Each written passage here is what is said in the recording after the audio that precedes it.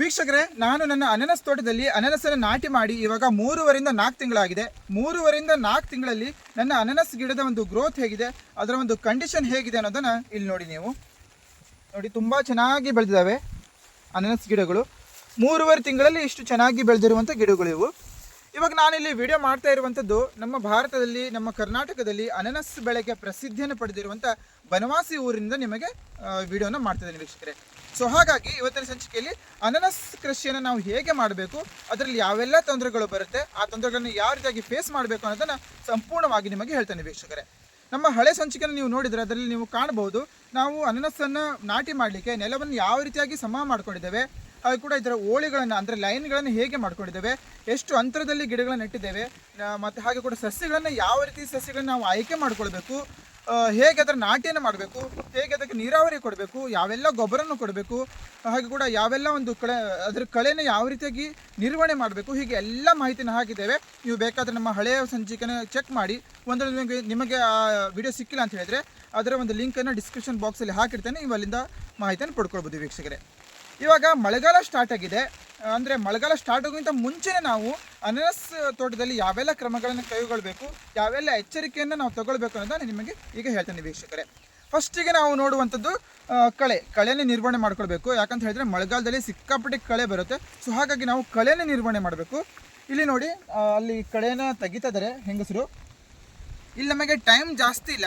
So ಹಾಗಾಗಿ ನಾವು ಏನು ಮಾಡ್ತಿದ್ದೇವೆ ಅಂತ ಹೇಳಿದ್ರೆ, ಕೇವಲ ಈ ಗಿಡಗಳ ಮಧ್ಯದಲ್ಲಿ ಇರುವಂಥ ಕಳೆಯನ್ನು ಮಾತ್ರ ತಗೊಂಡಿದ್ದೇವೆ. ಇಲ್ಲಿ ಮಧ್ಯದಲ್ಲಿ ಇರುವಂಥ ಕಳೆಯನ್ನು ಬಿಟ್ಟಿದ್ದೇವೆ. ಇವಾಗ ನಾವೇನು ಮಾಡ್ತೀವಿ ಅಂತ ಹೇಳಿದ್ರೆ, ಈ ಮಧ್ಯದಲ್ಲಿ ಇರುವಂಥ ಕಳೆಗೆ ಕಳೆನಾಶಕ ಹೊಡೆಯೋದಿಲ್ಲ. ಕಳೆನಾಶಕ ಹೊಡೆದ್ರೆ ಗಿಡಗಳ ಒಂದು ಬೆಳವಣಿಗೆ ಕುಂಠಿತ ಆಗುತ್ತೆ. ಸೊ ಹಾಗಾಗಿ ನಾವು ಕಳೆನಾಶಕ ಹೊಡಿತಾ ಇಲ್ಲ. ಇಲ್ಲಿ ಏನು ಮಷಿನ್ ಇರುತ್ತೆ, ವೀಡ್ ಕಟಿಂಗ್ ಮಷಿನ್ ಇರುತ್ತೆ. ಆ ವೀಡ್ ಕಟಿಂಗ್ ಮಷಿನಿಂದ ವೀಡನ್ನು ತೆಗಿತಿದ್ದೇವೆ. ಇಲ್ಲಿ ನಮಗೆ ಒಂದು ಪ್ರಾಬ್ಲಮ್ ಏನಿದೆ ಅಂತ ಹೇಳಿದ್ರೆ, ನೋಡಿ, ಇಂಥ ಒಂದು ಕಳೆಯ ಒಂದು ಪ್ರಾಬ್ಲಮ್ ಇದೆ. ಇದಕ್ಕೆ ಜೇಕು ಅಂತ ಹೇಳ್ತಾರೆ. ಈ ಜೇಕ್ ಎಲ್ಲಿರುತ್ತೆ ಅಲ್ಲಿ ಅನನಸ್ ಬೆಳವಣಿಗೆ ಕಡಿಮೆ ಆಗುತ್ತೆ. ಯಾಕಂತ ಹೇಳಿದ್ರೆ ಅನನಸಿಗೆ ನಾವು ಕೊಟ್ಟಂತೆ ಎಲ್ಲ ಗೊಬ್ಬರದ ಒಂದು ಫಲವತ್ತತೆಯನ್ನು ಈ ಜಡ್ಡು ಹೀರಿಕೊಳ್ಳುತ್ತೆ. ಸೊ ಹಾಗೆ ಕೂಡ ಯಾವುದೇ ಒಂದು ಕಳೆನಾಶಕವನ್ನು ಹೊಡೆದ್ರೂ ಕೂಡ ಈ ಜಡ್ಡು ಹೋಗೋದಿಲ್ಲ, ಈ ಒಂದು ಜೇಕು ಹೋಗೋದಿಲ್ಲ. ಇದಕ್ಕೆ ಹೊಡೆಯುವಂಥದ್ದೇ ಬೇರೆ ಜೇಕ್ ಇರುತ್ತೆ, ಹೆಡ್ ಶಾಟ್ ಅಂತ ಹೇಳ್ತಾರೆ, ಅಥವಾ ಕಬೀಲ ಅಂತ ಇರುತ್ತೆ. ಆ ಎರಡನ್ನು ಹೊಡೆದ್ರೆ ಇದು ಖಂಡಿತವಾಗಿ ಹೋಗುತ್ತೆ.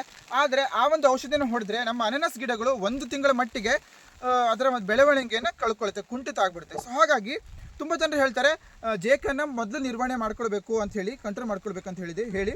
ಆದರೆ ಹಾಗೆ ಮಾಡಿದರೆ ನಮ್ಮ ಗಿಡಗಳ ಒಂದು ಬೆಳವಣಿಗೆ ಕಡಿಮೆ ಆಗುತ್ತೆ. ಸೊ ಹಾಗಾಗಿ ಜೇಕಿನ ಒಂದು ಇದನ್ನು ಔಷಧಿನ ಹೊಡಿಲಿಕ್ಕೆ ಹೋಗಬೇಡಿ ನೀವು. ಇವಾಗ ನೆಕ್ಸ್ಟ್ ಏನಪ್ಪ ಅಂತ ಹೇಳಿದರೆ, ಕಳೆಯನ್ನು ನಿರ್ವಹಣೆ ಮಾಡಿ ಆದ ನಂತರ ಮಣ್ಣನ್ನು ನಾವು ಏರಿಸ್ಕೊಡ್ಬೇಕು. ಮಳೆ ಬರೋಕ್ಕಿಂತ ಮುಂಚೆ ಮಣ್ಣನ್ನು ಏರಿಸ್ಕೊಡ್ಬೇಕು. ಅಲ್ಲಿ ಮಣ್ಣನ್ನು ನಾವು ಏರಿಸಿದ್ದೇವೆ, ತೋರಿಸ್ತೀನಿ ಬನ್ನಿ ಯಾವ ರೀತಿಯಾಗಿ ಮಣ್ಣನ್ನು ಏರಿಸ್ಕೊಟ್ಟಿದ್ದೇವೆ ಅಂತ ಹೇಳಿ. ನೋಡಿ ವೀಕ್ಷಕರೇ, ನಾನು ಯಾಕೆ ಜೇಕಿನ ಒಂದು ಕಳೆನಾಶಕವನ್ನು ಹೊಡಿಬೇಡಿ ಅಂತ ಹೇಳಿದೆ ಅಂತ ಹೇಳಿದ್ರೆ, ಇಲ್ಲಿ ನೋಡಿ ಉದಾಹರಣೆ ಇಲ್ಲೇ ಇದೆ. ನಾವು ಇಲ್ಲೆಲ್ಲ ಜೇಕಿಗೆ ಒಂದು ಜೇಕಿಗೆ ಔಷಧಿನ ಹೊಡೆದಿದ್ವಿ. ನೋಡಿ, ಇಲ್ಲಿ ಒಂದು ಕೂಡ ಜೇಕು ನಿಮಗೆ ಕಾಣಿಸ್ಲಿಕ್ಕೆ ಸಿಗೋದಿಲ್ಲ. ಆದರೆ ಗಿಡಗಳ ಬೆಳವಣಿಗೆ ನೋಡಿ ಯಾವ ರೀತಿ ಇದೆ. 1 ತಿಂಗಳಿಗೆ ಗಿಡಗಳು ಈ ರೀತಿಯಾಗಿ ಬಿಡ್ತವೆ ನೋಡಿ. ಸ್ವಲ್ಪ ಒಂದು ಭಾಗದಲ್ಲಿ ನಾವು ಒಂದು 10 ಗುಂಟೆಯಷ್ಟು ಭಾಗದಲ್ಲಿ ನಾವು ಜೇಕಿಗೆ ಔಷಧಿನ ಹೊಡೆದು ನೋಡಿದ್ವಿ. ಆದರೆ ಈ ರೀತಿ ಬೆಳವಣಿಗೆ ಆಗಿದೆ ನೋಡಿ. ಈ ಗಿಡಗಳು ನೋಡಿ ಯಾವ ರೀತಿ ಆಗಿದ್ದಾವೆ. ಸೊ ಅದಕ್ಕೆ ನಾನು ಹೇಳ್ತಾ ಇದ್ದೇನೆ, ಜೇಕಿನ ಒಂದು ಔಷಧಿನ ಹೊಡಿಲಿಕ್ಕೆ ಹೋಗಬೇಡಿ. ಇಲ್ಲಿ ಗರಿಗಳು ನೋಡಿ ಯಾವ ರೀತಿ ಆಗಿದ್ದಾವೆ. ಸೊ ಜೇಕು ಇದ್ರೆ ಇದ್ದು ಬಿಡಲಿ. ಇಲ್ಲಿ ನೋಡಿ, ಇಲ್ಲಿ ಮಣ್ಣನ್ನು ನಾವು ತೊಡೆದು ಈ ರೀತಿಯಾಗಿ ಹಾಕಿದ್ದೇವೆ. ಇಲ್ಲಿ ಮಣ್ಣು ತೊಡೆದು ಈ ರೀತಿ ಹಾಕಿದ್ರಿಂದ ಏನು ಜೇಕ್ ಏನು ಇರುತ್ತೆ, ಆ ಜೇಕು ಆಟೋಮೆಟಿಕಲಿ ಉಲ್ಟಾ ಬಿದ್ದ ನಂತರ ಜೇಕು ಅಲ್ಲಿಗೆ ಸುಟ್ಟು ಬಿಡುತ್ತೆ. ತುಂಬ ಒಂದು 50% ಜೇಕು ಕಂಟ್ರೋಲ್ ಆಗಿಬಿಡುತ್ತೆ. ನೋಡಿ, ಈ ರೀತಿಯಾಗಿ ನಾವು ಮಣ್ಣನ್ನು ಏರಿಸ್ಕೊಡ್ಬೇಕು ನಮ್ಮ ಗಿಡಗಳಿಗೆ. ಇಲ್ಲಿ ನೋಡಿ, ಇಲ್ಲಿಂದ ಮಣ್ಣನ್ನು ಕೆತ್ತಿ ಈ ಸೈಡ್ ಕೊಟ್ಟಿದ್ದಾರೆ, ಇಲ್ಲಿಂದ ಮಣ್ಣನ್ನು ಕೆತ್ತಿ ಈ ಸೈಡ್ ಕೊಟ್ಟಿದ್ದಾರೆ. 2 ಸೈಡು ಹಾಗೆ ಮಣ್ಣನ್ನು ಕೆತ್ತಿ ಕೊಟ್ಟಿದ್ದಾರೆ. ಇದಕ್ಕೆ ನಾವು ಮಳೆ ಸ್ಟಾರ್ಟ್ ಆಗೋಕ್ಕಿಂತ ಮುಂಚೆ ಗೊಬ್ಬರವನ್ನು ಕೊಟ್ಟಿದ್ವಿ. ಯಾವ ಗೊಬ್ಬರವನ್ನು ಕೊಟ್ಟಿದ್ವಿ ಅನ್ನೋದನ್ನು ಇವಾಗ ಹೇಳ್ತೇನೆ ಬನ್ನಿ ವೀಕ್ಷಕರೇ. ಇವಾಗ ನಿಮಗೆ ಹೇಳ್ತೇನೆ ನಾವು ಯಾವ ಗೊಬ್ಬರವನ್ನು ಮಳೆಗಾಲ ಸ್ಟಾರ್ಟ್ ಆಗೋಕ್ಕಿಂತ ಮುಂಚೆ ಕೊಟ್ಟಿದ್ವಿ ಇದಕ್ಕೆ ಅಂತ ಹೇಳಿ. ಇದಕ್ಕೆ ನಾವು ಯೂರಿಯಾ ಮತ್ತು ಪೊಟ್ಯಾಶು ಮತ್ತು ಫ್ಯಾಕ್ಟಂಫಾಸು, ಮ್ಯಾಗ್ನೀಷಿಯಂ, ಕ್ಯಾಲ್ಶಿಯಂ, ಸಲ್ಫರ್ ಇರುವಂಥ ಈ ಮಿಶ್ರಣ ಇರುವಂಥ ಈ 4 ಗೊಬ್ಬರಗಳನ್ನು ನಾವು ಮಿಕ್ಸ್ ಮಾಡಿ ಇದಕ್ಕೆ ಒಂದು 50 ಗ್ರಾಮ್ ಅಷ್ಟು ಗಿಡಗಳಿಗೆ ಕೊಟ್ಟಿದ್ದೇವೆ. ಒಂದೊಂದು ಗಿಡಕ್ಕೆ 50 ಗ್ರಾಮ್ ಅಷ್ಟು ಕೊಟ್ಟಿದ್ದೇವೆ. ನೋಡಿ, ಇಂಥ ಭಾಗದಲ್ಲಿ ಹಾಕಬೇಕು. ಗಿಡಗಳಿಗೆ ಫುಲ್ ತಾಕ್ಸಿ ಹಾಕಬಾರ್ದು.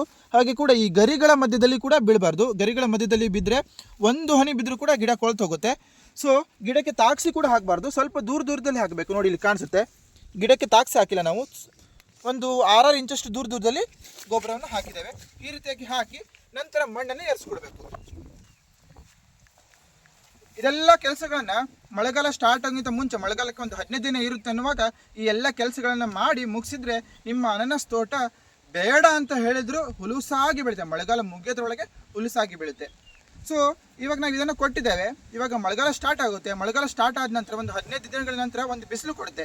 ಆ ಬಿಸಿಲು ಕೊಟ್ಟವಾಗಲೂ ಕೂಡ ನಾವು ಈಗ ಯಾವ ಗೊಬ್ಬರವನ್ನು ಹೇಳಿದ್ದೇವೆ ಆ ಗೊಬ್ಬರದ ಮಿಶ್ರಣವನ್ನು ಒಂದೊಂದು ಗಿಡಕ್ಕೆ ಕೊಡಬೇಕು. ನಾವು ಫಸ್ಟಿಗೆ 50-50 ಗ್ರಾಮ್ ಕೊಟ್ಟಿದ್ವಿ. ಈಗ ಸೆಕೆಂಡ್ ನಾವು 15 ದಿನಗಳ ನಂತರ ಕೊಡೋದನ್ನು 25 ಗ್ರಾಮ್ ಅಷ್ಟು ನೀವು ಕೊಟ್ಟರೆ ಸಾಕಾಗ್ಬಿಡುತ್ತೆ ಗಿಡಕ್ಕೆ. ಸೊ ಈ ರೀತಿಯಾಗಿ ನಾವು ಗಿಡಗಳ ನಿರ್ವಹಣೆ ಮಾಡಿದ್ದು ವೀಕ್ಷಕರೇ, ಮಳೆಗಾಲ ಸ್ಟಾರ್ಟ್ ಆಗೋಕ್ಕಿಂತ ಮುಂಚೆ. ಇನ್ನು ಮುಂದಿನ ದಿನಗಳಲ್ಲಿ ಮತ್ತೆ ನಾವು ಯಾವೆಲ್ಲ ಕ್ರಮವನ್ನು ಕೈಗೊಳ್ತೇವೆ ಅನ್ನೋದನ್ನು ನಿಮಗೆ ಹೇಳ್ತೇವೆ. ಹಾಗಾದರೆ ಇವತ್ತಿನ ಸಂಚಿಕೆ ನಿಮಗೆ ಇಷ್ಟ ಅಂತ ಭಾವಿಸ್ತೇನೆ. ಒಂದು ವೇಳೆ ಇಷ್ಟ ಆದರೆ ನಿಮ್ಮ ಫ್ರೆಂಡ್ಸ್ ಜೊತೆ, ಫ್ಯಾಮಿಲಿ ಜೊತೆ ಎಲ್ಲ ಶೇರ್ ಮಾಡಿ ವೀಕ್ಷಕರೇ. ಹಾಗೆ ಕೂಡ ಯಾರಿಗಾದರೂ ಅನಾನಸ್ ಸಸ್ಯಗಳು ಬೇಕಂತ ಹೇಳಿದರೆ ಕೆಳಗಡೆ ನಂಬರ್ ಕಾಣಿಸ್ತಾ ಇದೆ, ಈ ನಂಬರಿಗೆ ಕಾಂಟ್ಯಾಕ್ಟ್ ಮಾಡಿ ಸಸ್ಯಗಳನ್ನು ನೀವು ಪಡ್ಕೊಳ್ಬೋದು ವೀಕ್ಷಕರೇ. ಇನ್ನು ಮುಂದಿನ ಸಂಚಿಕೆಯಲ್ಲಿ ಸಿಗೋಣ. ಅಲ್ಲಿವರೆಗೆ ನಗ್ತಾರೆ, ಖುಷಿಯಾಗಿರಿ. ಟೇಕ್ ಕೇರ್, ಬಾಯ್.